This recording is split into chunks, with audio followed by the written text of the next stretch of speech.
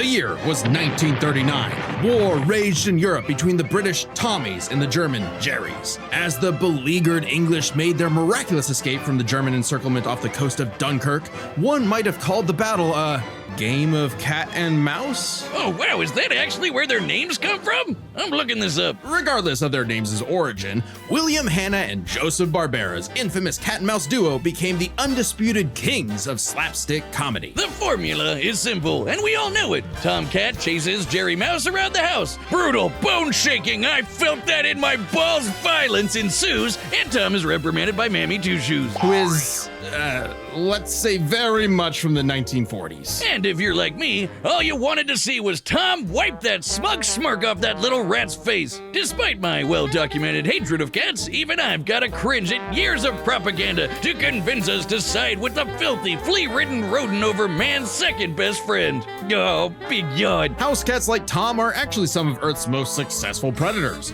They can run up to 30 miles per hour, leap 6 feet high, and despite being commonly perceived as nocturnal, they're actually crepuscular and hunt in the dawn and evening. Tom specifically is a British shorthair. They're strong, stocky Roman cats bred to withstand harsh conditions. And for Tom, harsh conditions is an understatement. Tom has collected a crazy assortment of weapons in his war against mouse kind. Sure, most of it is the stuff you can find around the average American household, like baseball bats, lead pipes, and guns! Lots and lots of guns. But he's got wackier things like a magic wand, a robo-cat, vanishing cream, and a smart cap that gives him all the knowledge in the world. I'm partial to the Sword of Light and Dark, which severs you from your own shadow, or the Rewind Remote, which can move your victim backwards through time. And you can't forget the cat car and cat jet, spelled with K's of course, but just the cat part. Tom's arsenal is heavily improvisational, which fits his quick thinking in fights over Thanksgiving turkey. Though he often loses his bouts with Jerry, it's not usually because he's dumb or incompetent. Rather, he's just genuinely outplayed. And even in defeat, he's one tough son of a gun. He's been crushed, blown up, had every bone in his body broken, shattered, melted, and vaporized to dust, and survived. Well,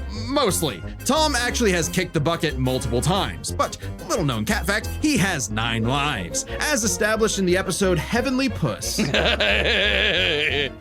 Oh, Wiz was conducting some different kind of research when he stumbled on that episode. Very funny. Even if Tom starts to use his lives up, he has a potion that just restores them. Or he can physically go get them back from hell, where all cats go. Extremely hardcore for a tune, but there isn't much of a limit to what Tom can do. He can clone himself, levitate in the air, make his imagination real, and even break the fourth wall and enter the real world. Yeah, if you only watch the classic cartoons from the 40s, you may be in for a shock. Tom and Jerry gets buck wild, much like the actual inspirations for their names. Thank you, Google. Oh, you're still on this? Dodoy Whiz. They were actually named after the 2 characters in Pierce Egan's delightful Life in London, Jerry Hawthorne and Corinthian Tom. It was adapted to the stage with the title Tom and Jerry, which later became a catch-all term in 1800s England for young, drunken rabble-rousers. One could, in fact, say that many rabbles were roused the times Tom destroyed a planet-busting asteroid, lifted up the sun, and was blown up into a constellation. And he was just